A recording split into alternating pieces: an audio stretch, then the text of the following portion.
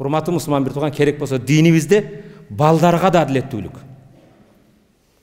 Өзүң өстүрүп жаткан өзүңдүн балдарыңа да бирдей адилеттүүлүк. Бирөөнө белек алып берип, экинчиси алып бербей коюу, андай маселе жок. Пайгамбарыбыз саллаллаху алейхи вассаламга Умму Башир келип, күйөөсү бир баласыга Баширге жерди белек кылган кезде аял айтат: "Бул балама жерди берип жатасың" дейт. Пайгамбар күбө болуп койсун, кийинчерээк бирөө талашпасын деп пайгамбардын жанына жетелеп келет. "Я Расулалла" дейт, "Абу Башир, бана балам Баширге жер белек кылды эле, сиз күбө болуп коюң" дейт. Пайгамбарыбыз Абул Баширден сурайт: "Башка балдарыңа да ошондой жер бердиң?" десе, "Жок, ушул балама бердим" дейт. Пайгамбар айтат: "Анда башканы күбө кыл" дейт. "Мен де зулумга күбө болбоймун" дейт. "Мен адилетсиздикке күбө болбоймун" дейт.